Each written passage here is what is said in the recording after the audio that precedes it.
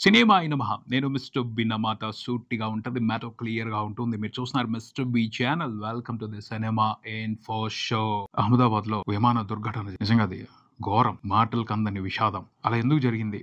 కారణాలు రకరకాలు ఉండొచ్చు. కానీ ఒకటి మాత్రం చెప్పొచ్చు. విధి బలీయమైనది. 100కు పైన కుటుంబాలు ఆ విషాదం మూలంగా శోక సముద్రంలో మునిగిపోయాయి. ఆ విమాన ప్రమాదంలో ఆప్తుల్ని కోల్పోయిన వాళ్ళందరికీ కూడా ఆ కుటుంబాలన్నిట్లో కూడా మనశ్శాంతి చేకూరాలి. ఈ విషయం తెలిసిన దగ్గర నుండి భారతీయులందరూ మనసులో కలిచివేశాయి. కొన్ని సంఘటనలు అనుకోకుండా జరిగిపోతాయి. వాటిని ఆపలేం. కానీ జాగ్రత్త అవసరం. ఈసారి ఇలాంటి ప్రమాదాలు జరగకుండా ఇంకా గట్టి ప్రయత్నాలు చేయాలి. ఇంకా స్ట్రాంగ్ గా జాగ్రత్తలు తీసుకోవాలి. ఇకపైన ఇలాంటి సంఘటనలు ఎక్కడా కూడా జరగకూడదు అని మనస్ఫూర్తిగా ప్రార్థిద్దాం. తర్వాత మ్యాటర్‌లోకి వస్తే కొంతమంది నన్ను కాంటాక్ట్ చేయాలని చూస్తున్నారు. నా మెయిల్ ఐడీ ఉంది mrbistories@gmail.com. ఎవరైనా నాతో కాంటాక్ట్ అవ్వాలి అనుకుంటే ఆ మెయిల్ కి డీటెయిల్స్ పెట్టండి. నేను ఖచ్చితంగా రెస్పాండ్ అవుతాను. రిప్లై ఇస్తాను. మ్యాటర్‌లోకి వచ్చేస్తే నిర్మాత దిల్ రాజు రీసెంట్ గా తమ్ముడు ఈ ట్రైలర్ లాంచ్ ఈవెంట్ లో కొన్ని ఇంట్రెస్టింగ్ కామెంట్స్ చేశారు. 2 విషయాల గురించి ప్రధానంగా మాట్లాడారు. ఒక విషయం ఏమిటి అంటే యూట్యూబ్ లో సినిమా ట్రైలర్స్ కి వచ్చే వ్యూస్ ఫేక్ అని పెద్ద బాంబే పేల్చారు. ఫేక్ వ్యూస్ ఎందుకు?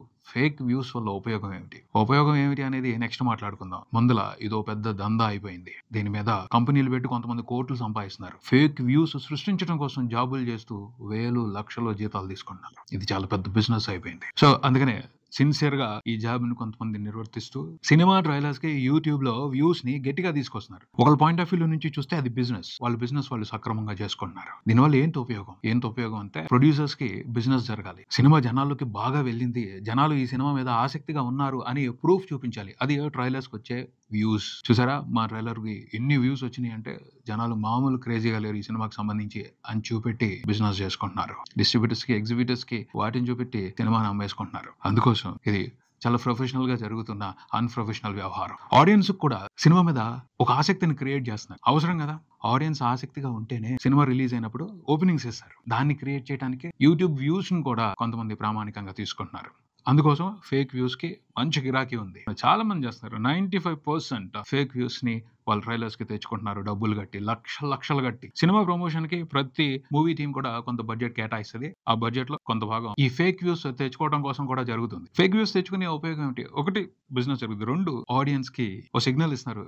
సినిమా బాగుంది అన్న ఇన్ఫ్లుయెన్స్ చేస్తున్నారు. మ్యానిపులేషన్ జరుగుతుంది. కంటెంట్ ఎలా ఉన్నా యావరేజ్ గా ఉన్నా ఆడియన్స్ రియాక్షన్ మిక్స్డ్ గా ఉన్నా లేదు సినిమా బాగుంది కంటెంట్ మీద క్రేజ్ ఉంది అని సినిమాకి సంబంధించిన టాక్ ని మార్చే ప్రయత్నం అది. ఇంతమంది ఇష్టపడుతున్నారు. ట్రైలర్ అదిరిపోయింది అని చెప్తున్నారు. అంటే మనం ఎక్కడైనా తప్పుగా ఆలోచించామేమో, తప్పుగా అనలైజ్ చేశామేమో, మిగతా వాళ్ళందరూ రైట్ ఏమో అని వీళ్ళ ఒపీనియన్ కూడా మార్చుకుంటారు. చక్కగా మ్యానిపులేట్ చేయడం అనమాట. ఇన్ఫ్లుయెన్స్ చేస్తున్నారు.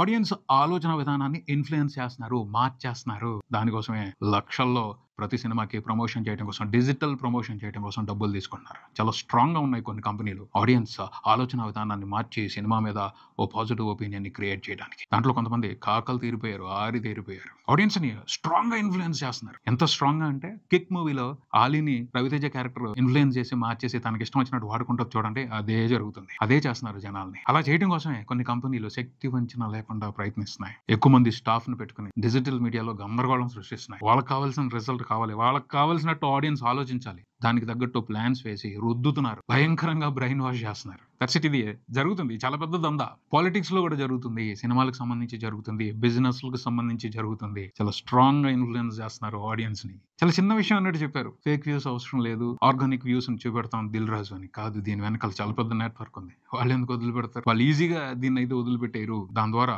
బోళ్ళంత లాభం తీసుకుంటున్న వాళ్ళు ఎందుకు వదిలిపెట్టేస్తారు? వేరే రూట్ వెతుకుతారు. కంపల్సరీ ఈ మ్యానిపులేషన్, ఈ ఇన్ఫ్లుయెన్స్, ఫేక్ వ్యూస్ ని అంత తొందరగా వదిలించుకోవడం కష్టం. దిల్ రాజు గారు చెప్పినంత తేలిగ్గా వదిలించుకోవడం కష్టం. చాలా స్ట్రాంగ్ గా కొంతమంది పాతుకుపోయి ఉన్నారు ఈ విషయానికి సంబంధించి.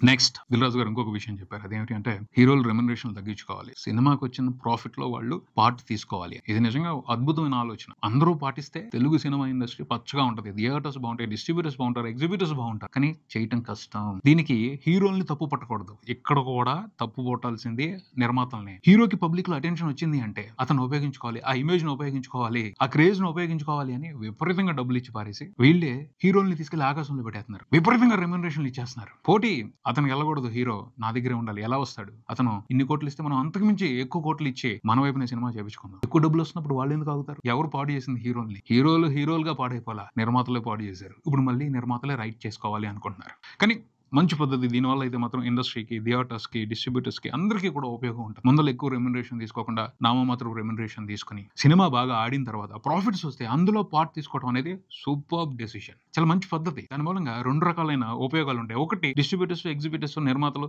తక్కువ నష్టపోతారు. 2 ఫిల్మ్ మేకర్స్ చాలా జాగ్రత్తగా హిట్ కొట్టడం కోసం కష్టపడతారు. ఒక సినిమా హిట్ కొట్టగానే లగ్జరీలు పరిచయం చేసేసి విపరీతంగా రెమ్యునరేషన్‌లు ఇచ్చేయటం మూలంగా చాలా మంది ఫిల్మ్ మేకర్స్ వాళ్ళ శక్తి మొత్తాన్ని ఉపయోగించి సినిమాలు తీయట్లేదు. కంఫర్ట్ జోన్‌లోకి వెళ్ళిపోయి చాలా రిలాక్స్‌డ్‌గా సినిమాలు తీస్తున్నారు. దాని మూలంగా లో గ్రేడ్, లో క్వాలిటీ కంటెంట్ వస్తుంది. అది కసితో చేసినప్పుడు ఖచ్చితంగా స్టాండర్డ్ ప్రకారం క్వాలిటీ కంటెంట్ బయటకొస్తది. అది మ్యాజిక్‌లు చేస్తది. మీరు ఊహించని ప్రాఫిట్స్ తీసుకొస్తది. అది చేయట్లా. గ్యాంబ్లింగ్ ఆడటానికి ఎక్కువ మంది రెడీ అవుతున్నారు. అది తప్పు కదా! ఇలాంటి పద్ధతిలో అందుకు అవకాశం ఉండదు. అరే మనం హిట్ కొడితే ప్రాఫిట్స్ ఎక్కువొస్తాయి కదా! అవి తీసుకోవాలి అని సిన్సియర్‌గా ట్రై చేస్తారు. హార్డ్ వర్క్ చేస్తారు. కాన్షియస్‌గా పనిచేస్తారు. అప్పుడు ఫెయిల్యూర్స్ తగ్గుతాయి. సక్సెస్ పర్సెంటేజ్ పెరుగుద్ది. కానీ స్ట్రిక్ట్‌గా ఈ పద్ధతిని అమలు చేసేది ఎవరు? ఒకళ్ళిద్దరు హీరోలు చేస్తారు. 1, 2 సినిమాలు చేస్తారు. ఆ తర్వాత వాళ్ళు కూడా కంఫర్ట్ జోన్‌లోకి వెళ్ళిపోతారు. బేసిక్‌గా కావాల్సింది ఒకటే మంచి కంటెంట్‌తో సినిమాలు. అవి వచ్చినప్పుడు అందరూ హ్యాపీగా ఉంటారు. హీరోలు happy, distributors happy, theatres happy, అందరూ హ్యాపీ. దాని గురించి ఫోకస్ చేయట్లేదు. మాక్సిమం జరుగుతుంది అది. ఓటీటీల మూలంగా ఆపర్చునిటీ దొరికింది. ఇంకా మంచి కంటెంట్ బయటికి తీసుకురావడం కాదు. అవకాశం దొరికింది వాడుకుందాం. దండుకుందాం. ఇంకా కంఫర్ట్ జోన్‌లోకి వెళ్ళిపోయి, ఇంకా రిలాక్స్‌డ్‌గా లో కంటెంట్‌తో సినిమాలు తీద్దాం అన్నట్టు తయారైంది. ఏదో రకంగా అమ్మేసుకుందాం అని ఆలోచిస్తున్నారే గానీ, అరే బెస్ట్ కంటెంట్‌తో తీస్తే అంతకు మించి లాభాలొస్తాయి. మనం ఊహించని ప్రాఫిట్స్ వస్తాయని చాలా తక్కువ మంది మాత్రమే ఆలోచిస్తున్నారు. దానికి తగ్గట్టు చాలా తక్కువ మంది మాత్రమే పనిచేస్తున్నారు. వాళ్ళు మాత్రమే ఎవరు ఎక్స్‌పెక్ట్ చేయని ప్రాఫిట్స్‌ని, రెమ్యునరేషన్స్‌ని తీసుకుంటున్నారు.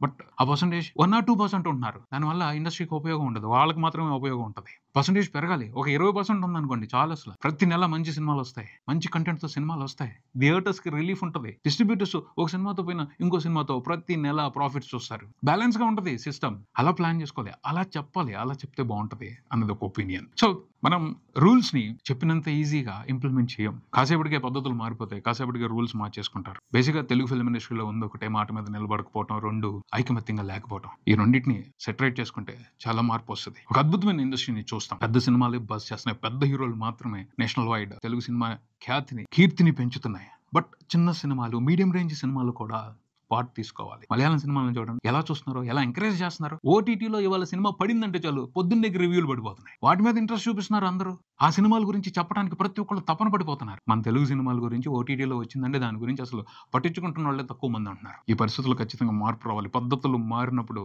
పరిస్థితుల్లో మార్పు దానంతట అదే వస్తది. ప్రెస్ మీట్‌ల్లో సినిమాని ప్రమోట్ చేసుకోవడం కోసం స్టేట్మెంట్లు ఇవ్వటం కాదు. వాటిని అమలు చేసి చూపించాలి. అప్పుడు మార్పు చూస్తాం. అలాంటి పరిస్థితులు వస్తాయనే అనుకుందాం. ఇది ఇక్కడికి మరో వీడియోతో మళ్ళీ కలుద్దాం. ఈ వీడియో మీకు నచ్చితే లైక్ చేయండి. మీ ఫ్రెండ్స్‌తో షేర్ చేసుకోండి. మీ అభిప్రాయాన్ని కామెంట్ చేయండి. ఈ ఛానెల్‌ని సబ్స్క్రైబ్ చేయండి. నేను mister B. Keep watching mister B channel. Thank you.